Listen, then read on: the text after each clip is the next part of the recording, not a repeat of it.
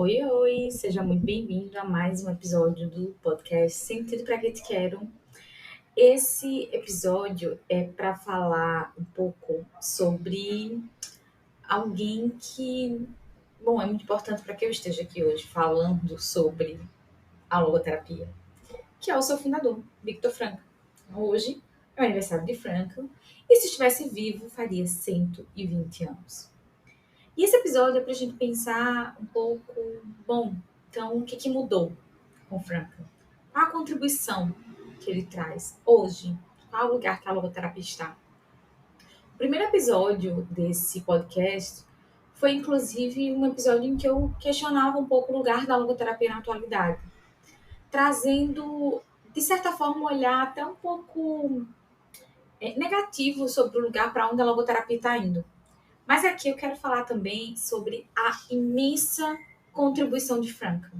O que é que a sua teoria produzida anos atrás contribui para que a gente hoje esteja, inclusive, aqui. Então, Frankl, primeiro, ele foi realmente um homem à frente do seu tempo. Quando você pega e lê a biografia de Frankl, você consegue perceber vários aspectos assim da vida dele, da obra dele, em que ele se questionava sobre coisas que ninguém questionava, né? Ele trazia reflexões que à época ninguém estava trazendo. E, de fato, ele representa uma grande quebra de paradigma na psicologia. Ele propôs uma visão de ser humano que até então ninguém tinha contribuído, pelo menos não do ponto de vista da psicoterapia. Eu acho que essa é uma contribuição de Frankl, de fato, né? Ter estruturado uma abordagem de cunho fenomenológico existencial que tem uma relevância no campo da psicologia hoje tão grande. Sem dúvida, para Frankl defender o que ele quis defender à época dele, demandou muita coragem, antes de tudo, porque a logoterapia ela não era uma abordagem dominante, nem seria, nem é até hoje. A perspectiva de Frankl, ela implicou, inclusive, que ele rompesse com pessoas. E eu acho que quando a gente pensa o contexto hoje, né, social, a gente tem uma sociedade em geral que tenta se normatizar tanto, se encaixar nos grupos, nos centros, né? A gente tem dificuldade, às vezes, de impor nossa vontade dentro de um grupo. E, às vezes, termina aceitando as coisas pelo receio de criar um clima chato entre um determinado grupo, enfim. E Frankl não. Frankl, antes de tudo, bancou, né, o que ele quis. Tentou outros caminhos, é verdade. Tentou ali psicanálise, tentou ali a psicologia individual, até parar e dizer assim, cara, eu vou bancar o que eu acredito, o que eu quero, o que eu percebo, e que é a perspectiva do sentido, né? Que é uma visão de ser tridimensional. Outra coisa que me chamou muita atenção na logoterapia, e que eu acho que é uma grande contribuição que Frankl traz, é o modelo bem fechado, na verdade, né? A logoterapia, Frankl, ele, na minha concepção, ele deixa de falar algumas coisas, isso é fato. Ele não escreve sobre muitas coisas, isso é fato, mas ele não deixa pontas soltas. Então não tem aspectos, não tem furos na teoria dele, no sentido de, isso aqui que Frankl fala diz o que ele falou lá atrás. Eu não vejo isso, pelo menos na logoterapia. Mas eu acho que ele deixou assim de falar de muita coisa e que muitos logoterapeutas, inclusive, têm se implicado bastante por trazer essas reflexões. Eu acho isso muito válido. Mas dizer que a antropologia frankliana ela tem furos, isso aí não é muito verdade. E a prova é tanto é que a gente vem tendo até pesquisas que vão cada vez mais validando alguns conceitos que Frankl traz. Isso é muito importante também. Outra contribuição muito grande da logoterapia é a própria constituição do sentido, né? A constituição da teoria do sentido. Considerar que o ser humano ele é motivado por sentido. Poxa, eu acho isso aqui incrível, porque eu me surpreendo de ninguém ter percebido isso ou ter trazido essas discussões antes de Frankl, porque eu particularmente vejo muito isso na minha prática clínica, pessoas sedentas de sentido. E como o Frankl ele começa a estruturar a logoterapia num período entre duas guerras, essas questões relativas, né, ao sentido, elas são muito presentes. Elas eram muito presentes à época. Então, acho que Frankl também soube capturar muito bem o momento em que ele estava e ele conseguiu fazer algo que poucos conseguem, que é analisar, olhando à frente, algo que ele está vivendo naquele presente momento. Em geral, a gente consegue ter uma capacidade de analisar a nossa vida, as coisas que acontecem ao nosso redor, quando já passou, né? Então, demanda muito a percepção da pessoa, ela conseguir identificar, fazer uma análise do contexto social enquanto você está vivendo. Né? Bom, sem mensurar a contribuição de Frankl do ponto de vista de técnicas, né? Frankl ele traz uma contribuição muito forte quando ele apresenta novas técnicas psicológicas que já foram aí testadas, retestadas, mostrando a sua validade e a sua eficácia de fato. Isso é algo que me chama muito a atenção quando eu leio, né, sobre as técnicas de modo geral, não só a eficácia delas, né, mas a construção, o desenvolvimento, a inteligência por trás do desenvolvimento de uma técnica e a aplicação dela.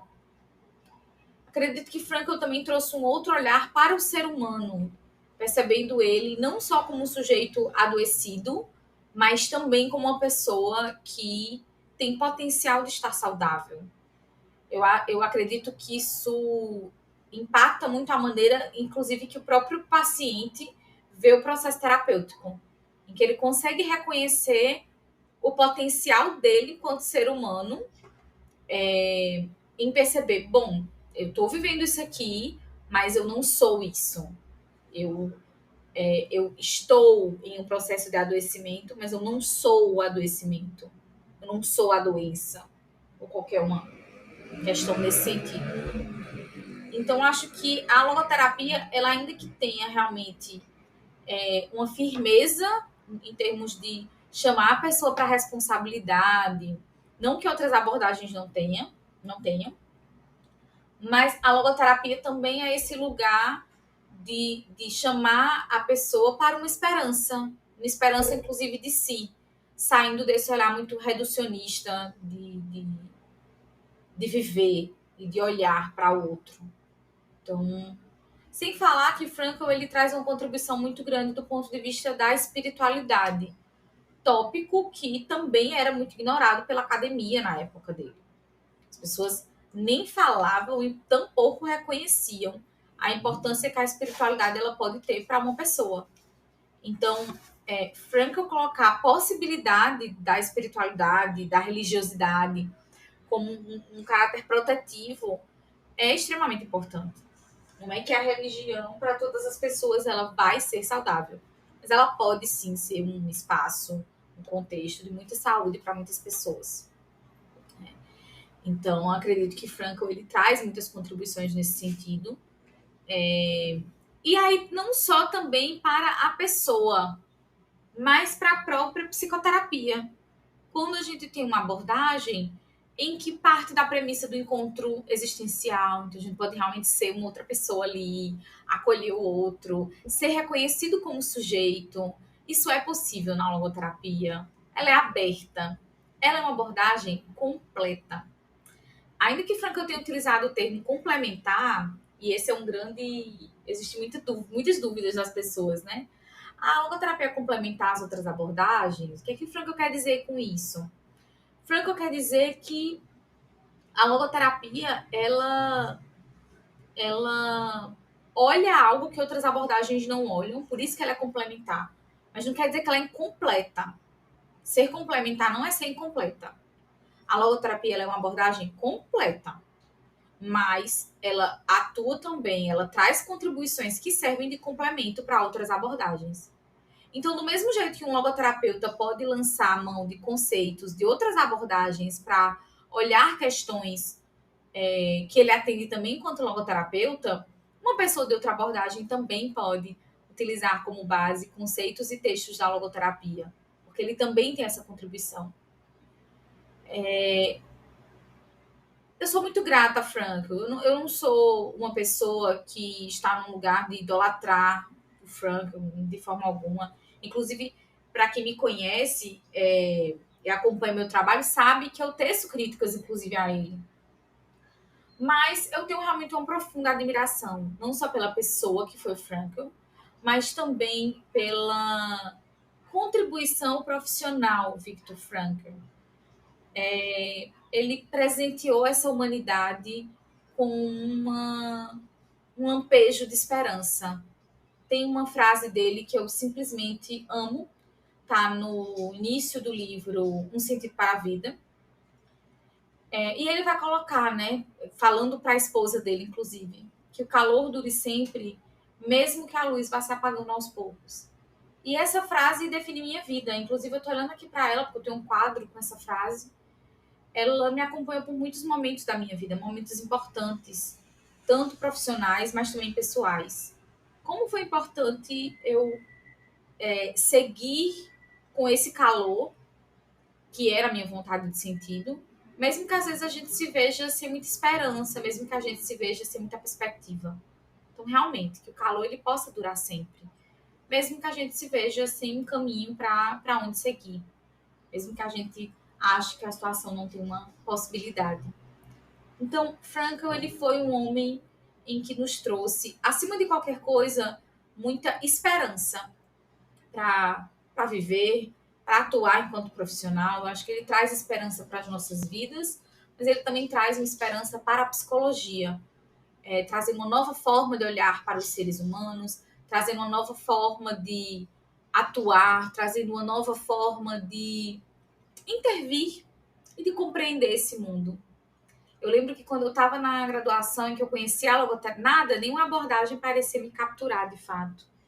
Nenhuma eu me sentia plenamente afetada. E quando eu conheci a logoterapia, inclusive foi para uma professora que ela nem era logoterapeuta de fato, né? Ela era ACPTista. Mas ela explicou brilhantemente sobre a logoterapia. E eu lembro de parar e pensar assim: é isso aqui. Então, 120 anos depois do nascimento de Frankl, a logoterapia resiste, a logoterapia frutifica cada vez mais, apesar dos pesares que já estão postos em outros vídeos, e a Frankl só agradecimento pela existência, mas sobretudo pela transcendência.